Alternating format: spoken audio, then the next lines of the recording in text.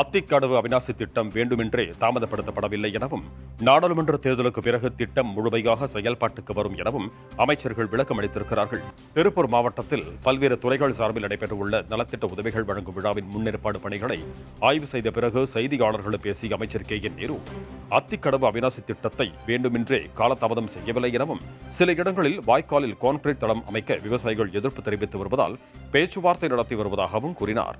அதிமுக திட்டத்திற்கு திமுக அரசு ஸ்டிக்கர் ஒட்டி வருவதாக எடப்பாடி பழனிசாமி தெரிவித்தது குறித்த கேள்விக்கு வெள்ளூர் 3வது குடிநீர் திட்டத்தை அறிவித்ததோடு அதிமுக ஆட்சி முடிந்த நிலையில் அதற்கான நிலத்தை கையகப்படுத்தி நிதி ஒதுக்கீடு செய்தது திமுக அரசுதான் என KN.நேரு தெரிவித்திருக்கிறார்.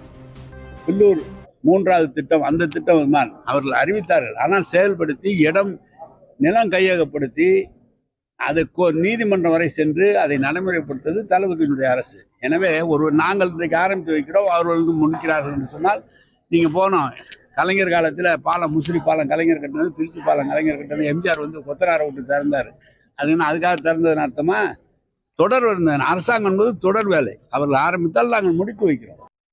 தொடர்ந்து பேசிய அமைச்சர் சாமிநாதன் அத்திக்கடவு அவிநாசி திட்டத்தில் சில இடங்களில் விவசாயிகளுக்கான இழப்பீடு தொகையை அதிமுக அரசு வழங்காமல் சென்றுவிட்டதாகவும் அதனை வழங்கி விவசாயிகளுடன் பேச்சுவார்த்தையில் ஈடுபட்டு வருவதாகவும் கூறினார். மேலும் நாடாளுமன்ற தேர்தலுக்கு பிறகு திட்டம் முழுமையாக செயல்பாட்டிற்கு வரும் என அவர் தெரிவித்தார். அத்திக்கடவை பொறுத்தளவு ஏறத்தாழ 95% பணிகள் முடிவுற்றிருக்கிறது.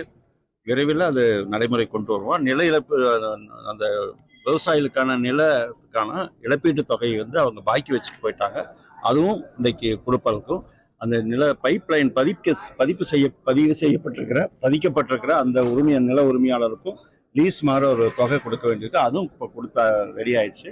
இப்போ அதை முடிச்சுட்டு நிச்சயமா தேர்தல் முடிஞ்சோடனே விரைவில் அதை பயன்பாட்டுக்கு கொண்டு வரோம்.